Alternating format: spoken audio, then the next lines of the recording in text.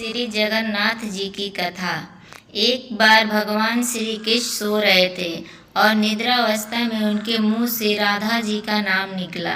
पटरानियों को लगा कि वह प्रभु की इतनी सेवा करती हैं, परंतु प्रभु सबसे ज्यादा राधा जी का ही स्मरण कर रहा है। रुक्मणी जी एवं अन्य रानियों ने रोहिणी जी से राधा रानी व श्री कृष्ण के प्रेम व ब्रज लीलाओं का वर्णन करने की प्रार्थना की। माता ने कथा सुनाने की हामी तो भर दी, लेकिन यह भी कहा कि श्री कृष्ण व बलराम को इसकी भनक न मिले। तय हुआ कि सभी रानियों को रोहिणी जी एक गुप्त स्थान पर कथा सुनाएंगी, वहां कोई और न आए। इसके लिए सुभद्रा जी को पहरा देने के लिए मना लिया गया। सुभद्रा जी को आदेश हुआ कि स्वयं श्री कृष्ण या बलराम भी आए तो उन्हें भी अंदर न आने देना। माता ने कथा सुनानी आरंभ की। सुभद्रा द्वार पर तैनात थी। थोड़ी देर में श्री कृष्ण एवं बलराम वहां आ पहुंचे। सुभद्रा ने अंदर जाने से रोक लिया। इससे भगवान श्री कृष्ण को कुछ संदेह हुआ। वह बाहर से ही अपनी सूक्ष्म शक्ति द्वारा अंदर की माता द्वारा वर्जित ब्रज लीलाओं को आनंद लेकर सुनने लगे। बलराम जी भी कथा का आनंद लेने लगे। कथा सुनते सुनते श्री कृष्ण, बलराम व सुभद्रा के हृदय में ब्रज के प्रति अद्भुत प्रेम भाव उत्पन्न हुआ। उस भाव में उनके पैर हाथ सिकुड़ने लगे, जैसे बाल्यकाल में थे। तीनों राधा जी की कथा में ऐसे विभोर हुए कि मूर्ति के समान जड़ प्रतीक होने लगे। बड़े ध्यान पूर्वक देखने पर भी उनके हाथ पैर दिखाई नहीं दे रहे थे। सुदर्शन ने भी द्रवित होकर लंबा रूप धारण कर लिया। उसी समय देव मुनि नारद वहां आ पहुँचे। भगवान के इस रूप को देखकर आश्चर्यचकित हो गए और निहारते रहे। कुछ समय बाद जब तंद्रा भंग हुई तो नारद जी ने प्रणाम करके भगवान श्री कृष्ण से कहा, हे प्रभु, मेरी इच्छा है कि मैंने आज जो रूप देखा है वह रूप आपके भक्तजनों को पृथ्वी लोक पर चिरकाल तक देखने को मिले। आप इस रूप में पृथ्वी पर वास करें। भगवान श्री कृष्ण नारद जी की बात से प्रसन्न हुए और उन्होंने कहा कि ऐसा ही होगा। काल में मैं इसी रूप में नीलाचल क्षेत्र में अपना स्वरूप प्रकट करूंगा। कलयुग आगमन के उपरांत प्रभु की प्रेरणा से मालव राज्य इंद्रधूमन ने भगवान श्री कृष्ण, बलभद्र जी और बहन सुभद्रा जी की ऐसी ही प्रतिमा जगन्नाथ मंदिर में स्थापित कराई। राजा इंद्रधूमन श्रेष्ठ प्रजा पालक राजा थे। प्रजा उन्हें बहुत प्रेम करती थी। प्रजा सुखी और संतुष्ट थी। राजा के मन में इच्छा थी कि वह कुछ ऐसा करे जिससे सभी उन्हें स्मरण रखें। दैव व योग से इंद्रधूमन के मन में एक अज्ञात कामना प्रकट हुई कि वह ऐसा मंदिर का निर्माण कराए जैसा दुनिया में कहीं और न हो। इंद्रधूमन विचारने लगे कि आखिर उनके मंदिर में किस देवता की मूर्ति स्थापित करें। राजा के मन में यही इच्छा और चिंतन चलने लगा। एक रात इसी पर गंभीर चिंतन करते सो गए। नींद में राजा ने एक सपना देखा। सपने में उन्हें एक देववाणी सुनाई पड़ी। इंद्रधूमन ने सुना, राजा, तुम पहले नए मंदिर का निर्माण आरंभ करो। मूर्ति विग्रह की चिंता छोड़ दो। उचित समय आने पर तुम्हें स्वयं राह दिखाई पड़ेगी। राजा नींद से जाग उठे। सुबह होते ही उन्होंने अपने मंत्रियों को सपने की बात बताई। राजपुरोहित के सुझाव व शुभ मुहूर्त में पूर्वी समुद्र तट पर एक विशाल मंदिर के निर्माण का निश्चय हुआ। वैदिक मंत्रोच्चार के साथ मंदिर निर्माण का श्री गणेश हुआ। राजा इंद्रधूमन के मंदिर बनवाने की सूचना शिल्पियों और कारीगरों को हुई। सभी इसमें योगदान देने पहुंचे। दिन रात मंदिर के निर्माण में जुट गए। कुछ ही वर्षों में मंदिर बनकर तैयार हुआ। सागर तट पर एक विशाल मंदिर का निर्माण तो हो गया, परंतु मंदिर के भीतर भगवान की मूर्ति की समस्या जस की तस थी। राजा फिर से चिंतित होने लगे। एक दिन मंदिर के गर्भगृह में बैठकर इसी चिंतन में बैठे राजा की आंखों से आंसू निकल आए। राजा ने भगवान से विनती की, प्रभु आपके किस रूप को इस मंदिर में स्थापित करूं, इसी चिंता से व्यंग हूँ। मार्ग दिखाइए। आपने स्वप्न में जो संकेत दिया था उससे पूरा होने का समय कब आएगा? देव विग्रह विहीन मंदिर देखकर सभी मुझ पर हंसेंगे। राजा की आंखों में आंसू झर रहे थे और वह प्रभु से प्रार्थना करते जा रहे थे, प्रभु आपके आशीर्वाद से मेरा बड़ा सम्मान है। प्रजा समझेगी कि मैंने झूठ मूठ में स्वप्न में आपके आदेश की बात कहकर इतना बड़ा भ्रम कराया। हे प्रभु, मार्ग दिखाइए। राजा दुखी मन से अपने महल में चले गए। उस रात को राजा ने फिर एक सपना देखा। सपने में उसे देववाणी सुनाई दी, राजन, यहाँ निकट में ही भगवान श्री कृष्ण का विग्रह रूप है।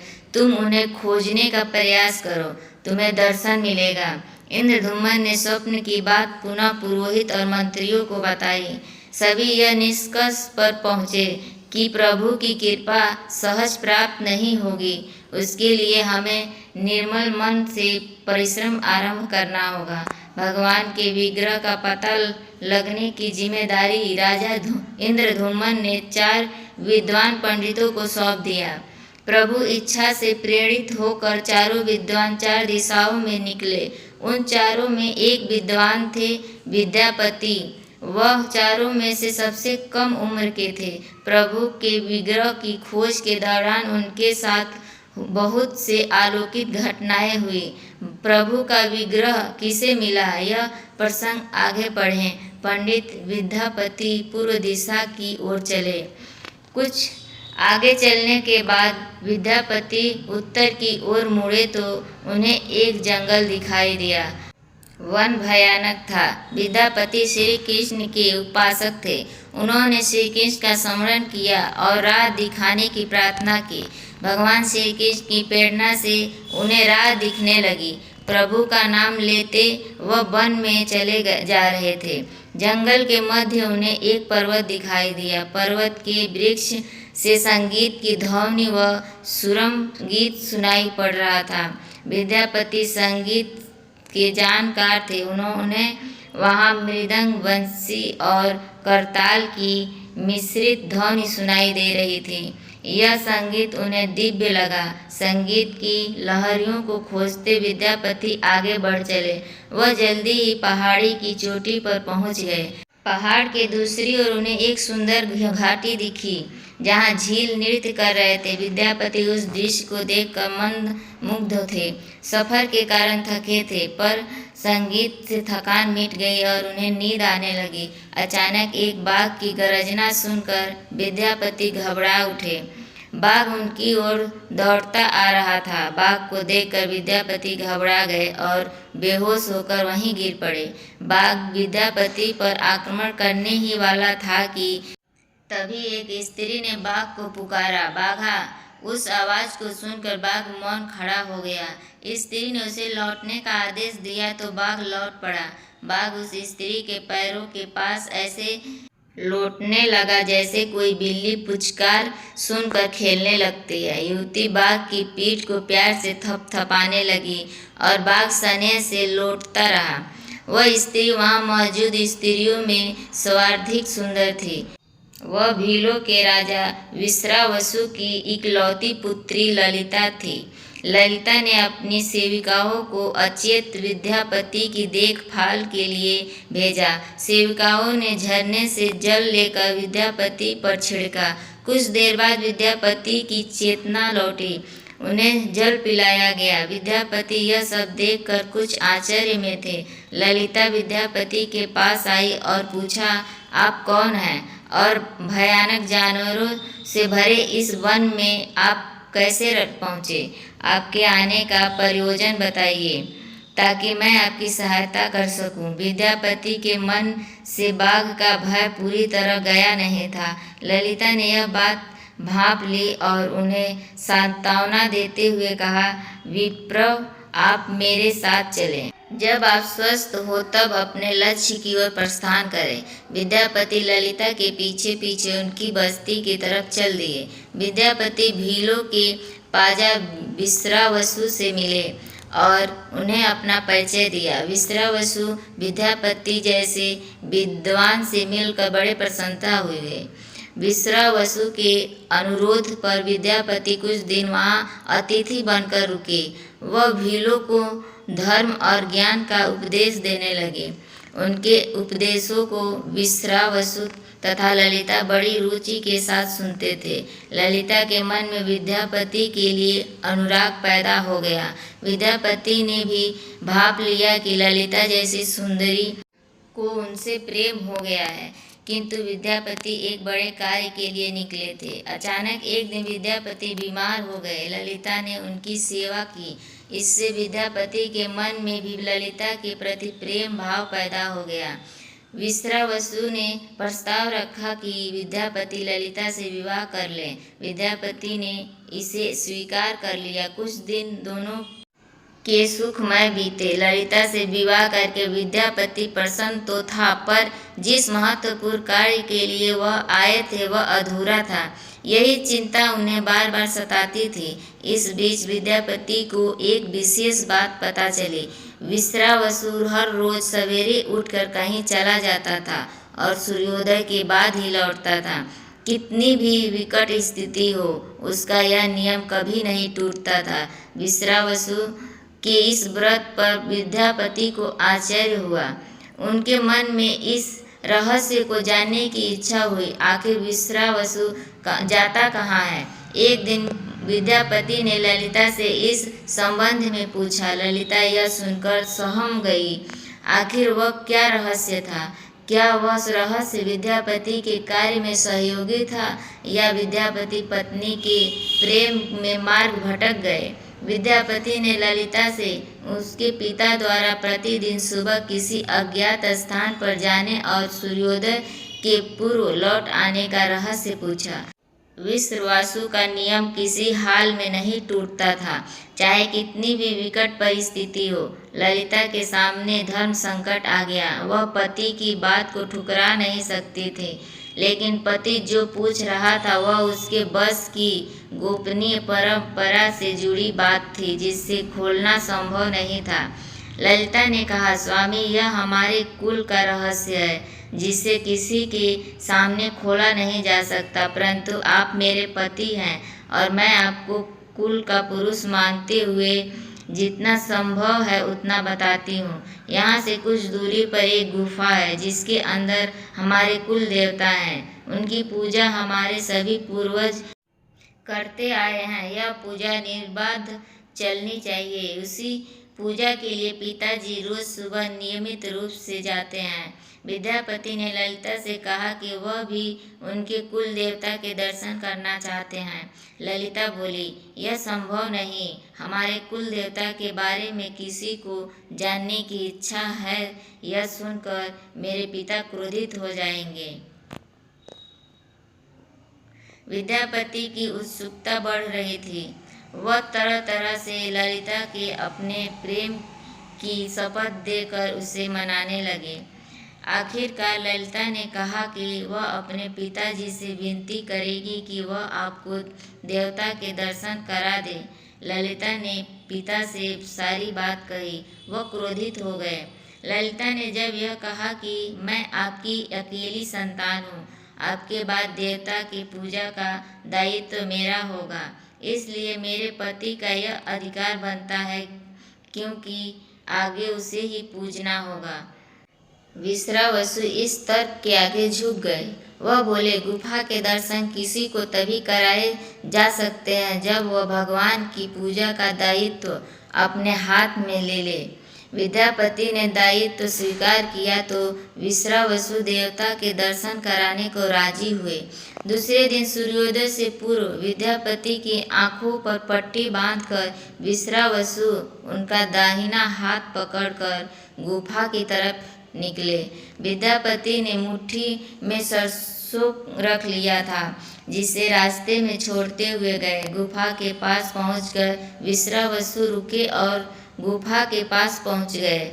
विश्वावसु ने विद्यापति की आंखों की काली पट्टी खोल दी उस गुफा में नीले रंग का प्रकाश चमक उठा। हाथों में मुरली लिए भगवान श्री कृष्ण का रूप विद्यापति को दिखाई दिया। विद्यापति आनंद मग्न हो गए। उन्होंने भगवान के दर्शन किए। दर्शन के बाद तो जैसे विद्यापति जाना ही नहीं चाहते थे, परंतु विश्रावसु ने लौटने का आदेश दिया। फिर उनकी आंखों पर पट्टी बांधी और दोनों लौट पड़े। लौटने पर ललिता ने विद्यापति से पूछा। विद्यापति ने गुफा में दिखे अलौकिक दृश्य के बारे में पत्नी को बताना भी उसने उचित नहीं समझा। वह टाल गए। यह तो जानकारी हो चुकी थी कि विश्रावसु श्री कृष्ण की मूर्ति की पूजा करते हैं। विद्यापति को आभास हो गया कि महाराज ने स्वप्न में जिस प्रभु विग्रह के बारे में देववाणी सुनी थी वह इसी मूर्ति के बारे में थी। विद्यापति विचार करने लगे कि किसी तरह इस मूर्ति को लेकर राजधानी पहुंचना होगा। वह एक तरफ तो गुफा से मूर्ति को लेकर जाने की सोच रहे थे, दूसरी तरफ भील राज और पत्नी के साथ विश्वासघात के विचार से उनका मन व्यथित हो रहा था। विद्यापति धर्म अधर्म के बारे में सोचता रहे। फिर विचार आया कि यदि विश्रावसु ने सचमुच उस पर विश्वास किया होता तो आंखों पर पट्टी बांधकर गुफा तक नहीं ले जाता, इसलिए उसके साथ विश्वासघात का प्रश्न नहीं उठता। उसने गुफा से मूर्ति चुराने का मन बना लिया। विद्यापति ने ललिता से कहा कि वह अपने माता पिता के दर्शन करने के लिए जाना चाहता है, वे उसे लेकर परेशान होंगे। ललिता भी साथ चलने को तैयार हुई तो विद्यापति ने यह कहकर समझा लिया कि वह शीघ्र ही लौटेगा तो उसे लेकर जाएगा। ललिता मान गई। विश्रावसु ने उसके लिए घोड़े का प्रबंध किया। अब तक सरसों के दाने से पौधे निकल आए थे। उनको देखता विद्यापति गुफा तक पहुंच गया। उसने भगवान की स्तुति की और क्षमा प्रार्थना के बाद उनकी मूर्ति उठाकर झोले में रख ली। शाम तक वह राजधानी पहुंच गया और सीधा राजा के पास गया। उसने दिव्य प्रतिमा राजा को सौंप दी और पूरी कहानी सुनाई। राजा ने बताया कि उसने कल एक सपना देखा कि सुबह सागर में एक कुंदा बहकर आएगा। उस कुंदे की नक्काशी करवा कर भगवान की मूर्ति बनवा लेना, जिसका अंश तुम्हें प्राप्त होने वाला है। वह भगवान श्री विष्णु का रूप होगा। तुम जिस मूर्ति को लाए हो वह भी भगवान विष्णु का अंश है। दोनों आश्वस्त थे कि उनकी तलाश पूरी हो गई। राजा ने कहा कि जब भगवान द्वारा भेजी लकड़ी से हम इस प्रतिमा का बड़ा स्वरूप बनवा लेंगे, तब तुम अपने ससुर से मिलकर उन्हें मूर्ति वापस कर देना। उनके कुल देवता का इतना बड़ा विग्रह एक भव्य मंदिर में स्थापित देखकर उन्हें खुशी ही होगी। दूसरे दिन सूर्योदय से पूर्व राजा विद्यापति तथा मंत्रियों को लेकर सागर तट पर पहुंचा। स्वप्न के अनुसार एक बड़ा कुंदा पानी में बहकर आ रहा था, तो सभी उसे देखकर प्रसन्न हुए। 10 नावों पर बैठकर राजा के सेवक उस कुंदे को खींचने पहुंचे। मोटी मोटी रस्सियों से कुंदे को बांधकर खींचा जाने लगा, लेकिन कुंदा टस से मस नहीं हुआ और लोग भेजे गए, लेकिन सैकड़ों लोग और नावों का प्रयोग करके भी कुंदे को हिलाया तक नहीं जा सका। राजा का मन उदास हो गया। सेनापति ने एक लंबी सेना कुंदे को खींचने के लिए भेज दी। सारे सागर में सैनिक ही सैनिक नजर आने लगे, लेकिन सभी मिलकर कुंदे को अपने स्थान से हिला तक न सके। सुबह से रात हो गई। अचानक राजा ने काम रोकने का आदेश दिया। उसने विद्यापति को अकेले में ले जाकर कहा कि वह समस्या का कारण जान गया है। राजा के चेहरे पर संतोष के भाव थे। राजा ने विद्यापति को गोपनीय रूप से कहीं चलने की बात कही। राजा इंद्रधुमन ने कहा कि अब भगवान का विग्रह बन जाएगा, बस एक काम करना होगा। भगवान श्री कृष्ण ने राजा को ऐसा क्या संकेत दे दिया था कि उसकी सारी परेशानी समाप्त हो गई। राजा इंद्रधुमन को भगवान की प्रेरणा से समझ में आने लगा कि आखिर प्रभु के विग्रह के लिए जो लकड़ी का कुंदा पानी में बह कर आया है वह हिल डुल भी क्यों नहीं रहा है। राजा ने विद्यापति को बुलवाया और कहा, तुम जिस दिव्य मूर्ति को अपने साथ लाए हो उसकी अब तक जो पूजा करता आया था उससे तुरंत भेंट करके क्षमा मांगनी होगी। बिना उसके स्पर्श किए यह कुंदा आगे नहीं बढ़ सकेगा। राजा इंद्रधुम्न और विद्यापति विश्रावसु से मिलने पहुँचे। राजा ने पर्वत की चोटी से जंगल को देखा तो उसकी सुंदरता को देखता ही रह गया। दोनों भीलों की बस्ती की ओर चुपचाप चलते रहे। इधर विश्रावसु अपने नियमित दिनाचर्य के हिसाब से गुफा में अपने कुल देवता की पूजा के लिए चले। वहाँ प्रभु की मूर्ति गायब देखी तो वह समझ गए कि उनके दामाद ने ही यह छल किया है। विश्रावसु लौटे और ललिता को सारी बात सुना दी। विश्रावसु पीड़ा से भरा घर के आंगन में पछाड़ खाकर गिर गए। ललिता अपने पति द्वारा किए विश्वासघात से दुखी थी और स्वयं को इसका कारण मान रही थी। पिता पुत्री दिन भर विलाप करते रहे। उन दोनों ने अन्न का एक दाना भी न छुआ। अगली सुबह विश्रावसु उठे और सदा की तरह अपनी दिनचर्या का पालन करते हुए गुफा की तरफ बढ़ निकले। वह जानते थे कि प्रभु का विग्रह वहाँ नहीं है, फिर भी उनके पैर गुफा की ओर खींचे चले जाते थे। विश्रावसु के पीछे ललिता और रिश्तेदार भी चले। विश्रावसु गुफा के भीतर पहुँचे जहाँ भगवान की मूर्ति होती थी। उस चट्टान के पास खड़े होकर हाथ जोड़कर खड़े रहे, फिर उस ऊंची चट्टान पर गिर गए और बिलख बिलख कर रोने लगे। उनके पीछे प्रजा भी रो रही थी। उसी समय एक भील युवक भागता हुआ गुफा के पास आया और बताया कि उसने महाराज और उनके साथ विद्यापति को बस्ती की ओर से आते देखा है। यह सुनकर सब चौंक उठे। विश्रावसु राजा के स्वागत में गुफा से बाहर आए, लेकिन उनकी आंखों में आंसू थे।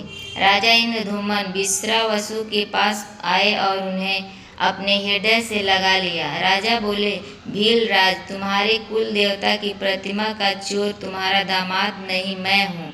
उसने तो अपने महाराज के आदेश का पालन किया। यह सुनकर सब चौंक उठे। विश्रावसु ने राजा को आसन दिया। राजा ने उस विश्रावसु को शुरू से अंत तक पूरी बात बताकर कहा कि आखिर क्यों यह सब करना पड़ा। फिर राजा ने उनसे अपने स्वप्न और फिर जगन्नाथपुरी में सागर तट पर मंदिर निर्माण की बात को सुनाई। राजा ने विश्रावसु से प्रार्थना की, भील सरदार विश्रावसु, कई पीढ़ियों से आपके वंश के लोग भगवान की मूर्ति को पूजते आए हैं। भगवान के उस विग्रह के दर्शन सभी को मिले, इसके लिए आपकी सहायता चाहिए। ईश्वर द्वारा भेजे गए लकड़ी के कुंदे से बनी मूर्ति के भीतर हम इस दिव्य मूर्ति को सुरक्षित रखना चाहते हैं। अपने कुल की प्रतिमा को पुरी के मंदिर में स्थापित करने की अनुमति दो। उस कुंदे को तुम स्पर्श करोगे तभी वह हिलेगा। विश्रावसु राजी हो गए। राजा सब परिवार विश्रावसु को लेकर सागर तट पर पहुँचे। विश्रावसु ने कुंदे को छुआ।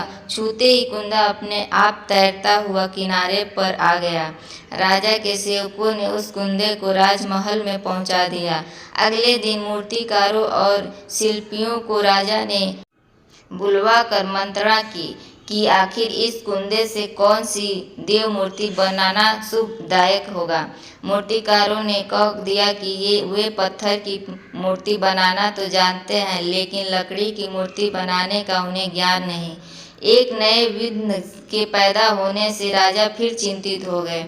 उसी समय वहाँ एक बूढ़ा आया। उसने राजा से कहा, इस मंदिर में आप भगवान श्री कृष्ण को उनके भाई बलभद्र तथा बहन सुभद्रा के साथ विराजमान करें। इस दय योग का यही संकेत है। राजा को उस बूढ़े व्यक्ति की बात से सांत्वना तो मिली, लेकिन समस्या यह थी कि आखिर मूर्ति बने कैसे।